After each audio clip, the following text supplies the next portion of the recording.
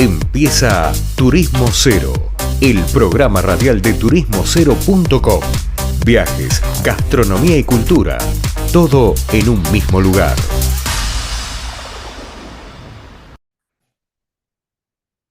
Bien, volvemos de una tanda acá en Turismo Cero Radio, de una pausa, escuchando un poco de música. Y la verdad que este año no le dimos todavía lugar a un tema que sí le damos habitualmente en el programa, que el año pasado pudimos hablar con varios actores de la parte educativa del turismo, de la formación de profesionales. Pues si queremos realmente tener una industria, tenemos que contar con gente capacitada para atender esa industria, así sea un mozo o un conserje, así sea un gerente de una empresa.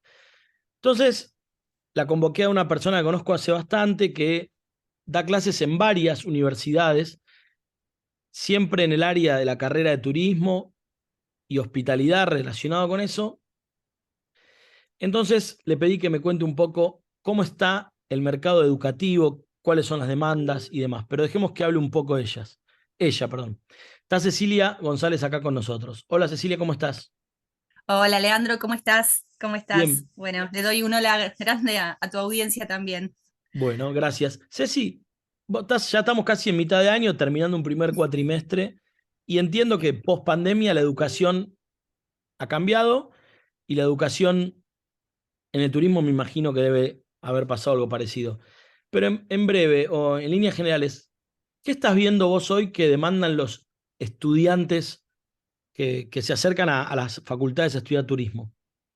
Bien, bueno, a ver, vamos a intentar ser claros en algunos conceptos, porque acá básicamente vamos a conversar sobre el mercado laboral, ¿no? ¿Cómo está hoy el mercado laboral en un antes y un después si hacemos una trazabilidad en el tiempo?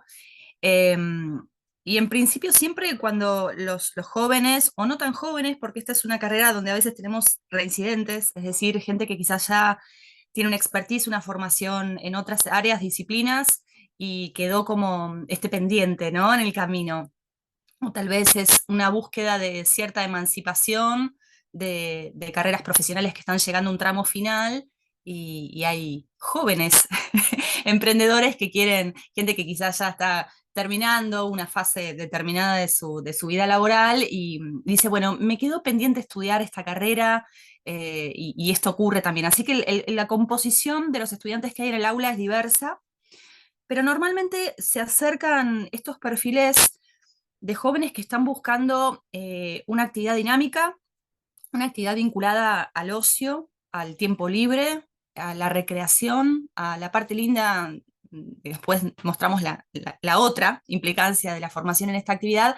Ellos se acercan pensando en los viajes, ¿no? En esta cuestión casi explosiva, expansiva que ofrece nuestra actividad, sabiendo que el turismo es la actividad quizás predilecta dentro de lo que es la economía de los servicios, ¿no? Una actividad que está en crecimiento. Ya hablar de los impactos que el turismo genera en estos términos es casi redundante, pero en términos de creación de empleo, que puede ser directo, indirecto, empleo inducido, ya casi este efecto multiplicador no puede ni estimarse de lo grande, de la amplitud que tiene, pero sabemos que post pandemia la actividad turística generó unos números y unas cifras muy interesantes. Sabemos que impacta en el PBI de muchas naciones entre un 7 y un 9%. Estos datos parecen datos quizás muy, muy fríos, no nos dicen nada, pero mueve las economías regionales, mueve las economías nacionales. Entonces, frente a esta dinámica, bueno, al turismo se le dio muy buena prensa en este último tiempo también, entonces los jóvenes se acercan pensando en estas alternativas. Y no nos olvidemos que el sector del turismo utiliza una mano de obra bastante intensiva, ¿no? Porque mueve otras economías, como dijimos, otras, es dinamizador y es diversificador de la matriz productiva territorial. Entonces, bueno, de alguna forma, esta mano de obra, que se le interpreta como la fuerza de trabajo, busca estar en alguna medida especializada. Y cuando se quiere especializar, cae en ciertos ámbitos académicos, educativos, donde podemos encontrar las carreras que son de grado, las licenciaturas, y las carreras que no son de grado, son pregrado, que son unas tecnicaturas superiores. Entonces, esa fuerza de trabajo que busca emplearse dentro del mercado laboral es la que conforma la oferta de trabajo, ¿sí? Estos jóvenes vienen buscando, como te digo, empresas que les ofrezcan posibilidades. Posibilidades de crecimiento, posibilidades de expansión, dinámicas de trabajo en equipo, porque gusta mucho. Sabemos que hoy digamos, la posibilidad que ofrecen las redes sociales es estar muy pendiente del otro y con el otro y trabajando para el otro. Y lo que siempre pedimos en aquellos perfiles que se acercan a la carrera es que tengan una fuerte vocación de servicio, ¿no? Que es lo que tratamos de reforzar nosotros en la propuesta académica, curricular. Y el mercado de trabajo, así como tiene la oferta de empleo, también tiene la demanda de empleo, conformada por todas aquellas organizaciones, públicas o privadas, organismos que van a incorporar, en el mejor de los casos, estos perfiles. Espera, Ceci, ahí te hago Sí, un paréntesis. dale. Viste que todos hablan de que hoy los chicos ya no vienen con las mismas ganas de estudiar, que la virtualidad y qué sé yo. Sí. En el caso de las carreras turísticas, de las cuales vos, a mí me encanta porque vos das en 5 o 6 facultades, muy diferentes todas, y en un punto algún promedio mental tenés de Sí. cómo viene la general, ¿no? ¿Los chicos Sí, vienen entusiasmados a estudiar o es como que ha cambiado mucho y están como desenchufados, no sé cómo decirlo? sí, hay algo que es común, que lo vemos, yo no solamente doy clases en las carreras de turismo, que sí, claramente es mi especialización, yo soy licenciada en turismo y soy formadora de recursos humanos en el área, también sucede en otras carreras. El estudiante es como que si uno hace una perspectiva, una retrospectiva, yo hace 20 años que me dedico al ámbito educativo, te puedo decir que sí, que quizás hoy los docentes nos replanteamos la carga de contenido y la carga bibliográfica, porque lo que quizás para nosotros hace 30 años atrás era común estudiar, quizás una educación de tipo enciclopedista, no tan mirada a la práctica, sino más bien a la teoría, era totalmente normal leer libros completos y capítulos completos de libros, ¿no? Ujú. Y era mucho, eran materias anuales donde no existía la promoción directa, es decir, todos íbamos a instancias de final, con lo cual teníamos que volver a estudiar toda la asignatura que habíamos aprobado en parciales a lo largo de un año. Hoy las dinámicas de los planes de estudio cambiaron, se hicieron más cortos, el estudiante puede promocionar en la medida que está cursando, y aún así, con ciertas facilidades, podríamos llamar de esta forma, seguimos encontrando una resistencia a la lectura y una falta de atención, y al estudiante le costó mucho volver al aula a ocupar 9 horas, perdón, 4 horas, quizás en una instancia estática, depende de la propuesta didáctica, ¿no? Porque cada docente emplea sus propias pedagogías. E intentamos hacer una dinámica áulica bastante interesante, ¿no? Donde el alumno hoy tiene que ser el que resuelva los problemas y el que piense, el constructor de ese conocimiento también. Con lo cual se utiliza la modalidad aula invertida. Pero quizás no todos los profes se fueron especializando en este proceso de pandemia, donde acudimos a las tecnologías de información también en muchos de nuestros casos, haciendo diplomaturas o cursos o especializaciones para entender cómo llegarle a un estudiante que utiliza como fuente de consulta permanente Internet y quizás no los libros de papel. Cómo conciliar al estudiante nuevamente con una parva de fotocopias cuando hoy podemos tener documentos compartidos en un Google y poder hacer descargas si tenemos disponibilidad de bibliotecas virtuales. Y podemos tener aprendizajes colaborativos, podemos hacer una mistura, podemos estar en el aula y podemos estar en un aula virtual al mismo tiempo si tenemos buena conectividad en el aula. Porque hoy estas dinámicas se trasladan a los requerimientos del mercado. Pensemos en las empresas, yo te hablaba de la demanda digamos, de alguna forma de la demanda que compone este mercado laboral, ¿no? Empresas que después de la pandemia tampoco volvieron físicamente a reencontrarse, los colaboradores de las empresas, los empleados, sino que se turnan en días, entonces hacen trabajo virtual, porque hoy es una de las grandes demandas. A ver, estos jóvenes que buscan determinadas empresas con determinadas características, también buscan flexibilidad, la misma flexibilidad que quizás buscamos hoy todos. Ujú. Ninguna propuesta laboral le va a gustar si lo obligamos a estar 45 horas semanales en una oficina. Hoy va a querer conciliar este concepto de la conciliación, ¿no? Poder dedicar parte de su tiempo activo en un trabajo, pero también pudiéndolo conciliar con sus familias, con sus amigos, con sus gustos.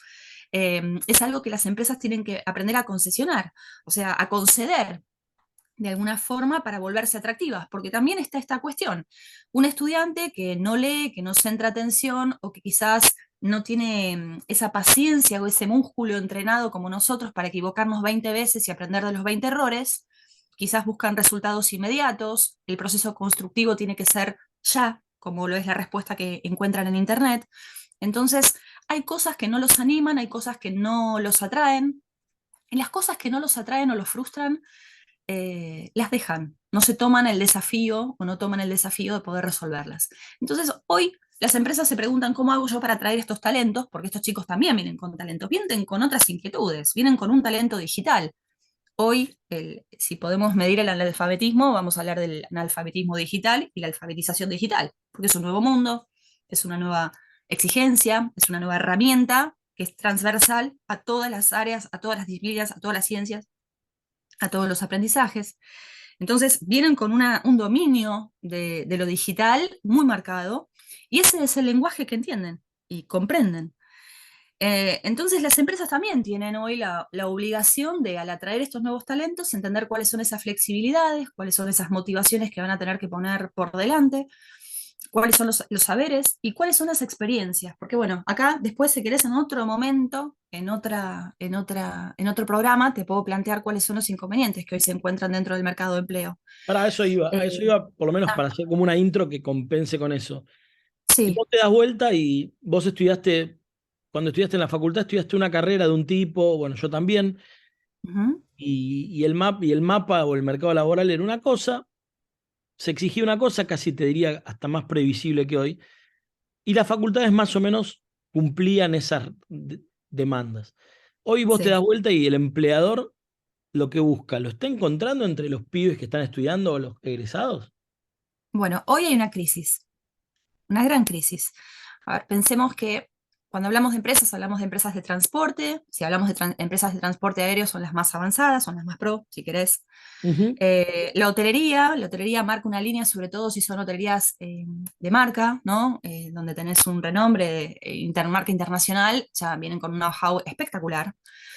Y después encontrás algunas empresas intermediarias, ¿no? Las agencias minoristas, los tour operadores, los operadores de empresas. A ver, estoy pensando en los espacios de inserción posibles para estos chicos, ¿no? Áreas de esparcimiento o quizás ciertas asesorías que como consultoras podés ejercer en el ámbito público-privado o el sector público en sí, pero todas estas organizaciones tienen características diferentes para su inserción. Si tenemos que pensar en la inserción primaria, el estudiante encuentra estos espacios de inclusión laboral dentro del ámbito privado.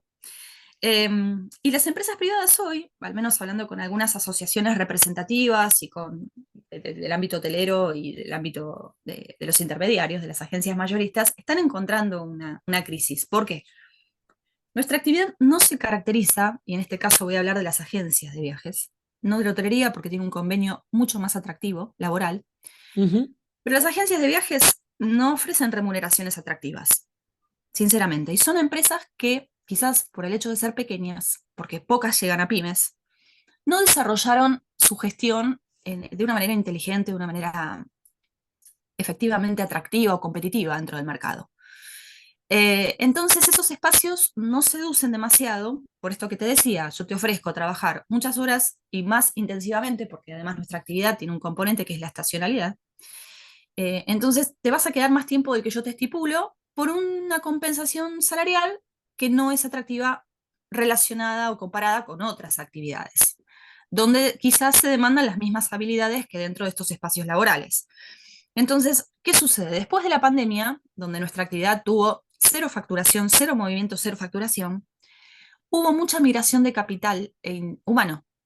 Muchas Claro. personas migraron hacia otras actividades donde encontraron esa flexibilidad y donde encontraron una mayor compensación económica. Volver a captar y enamorar a esos talentos es prácticamente imposible para nuestra actividad. Es muy difícil, por eso digo que las empresas tienen un gran desafío por delante.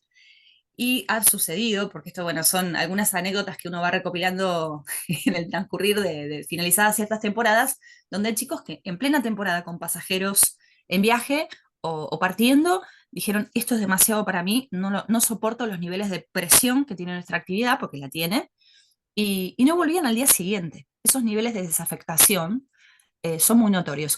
Hoy dentro de las empresas la problemática que tenés, que bueno, esto depende de las estrategias de recursos humanos, ¿no? De la gestión de recursos humanos, vos tenés lo que se denomina turbulencia generacional. ¿Qué significa esto? Que la turbulencia es que vos tenés mucha convivencia de gente de muchos grupos etarios, de muchas edades, con inquietudes, experiencias, maneras de procesar la información, maneras de buscar la información diferentes, competencias profesionales distintas. Y esto se torna difícil a la hora de poder equipararlo, ¿no? Como grupo humano y como resultado en términos de productividad. Así que sí, nos enfrentamos a un conflicto, te diría, porque esto es una tensión que se genera dentro de la actividad, donde no estamos encontrando, por ejemplo, competencias básicas para nuestra actividad. Estudiantes que hablen inglés y que sean bilingües.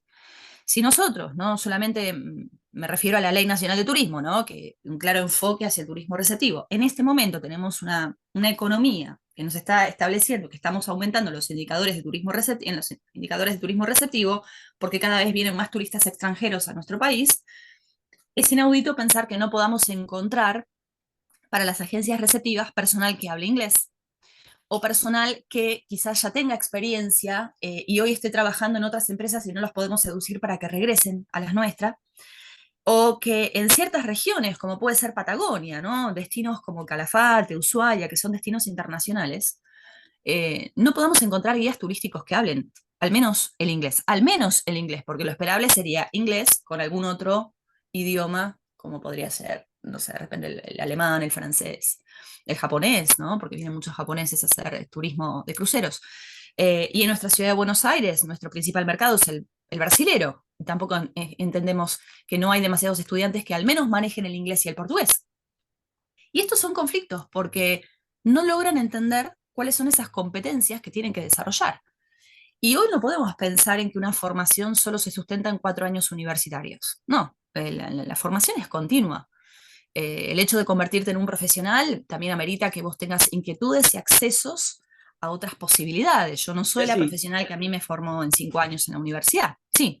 Ceci, bueno, quedó planteado el desafío, se nos fue el tiempo, pero te recontra agradezco y te tomo la palabra que vas a volver. Sí, por supuesto, por supuesto. Hay mucho de qué hablar y quizás hay más dudas que respuestas, y eso es lo interesante, ¿no?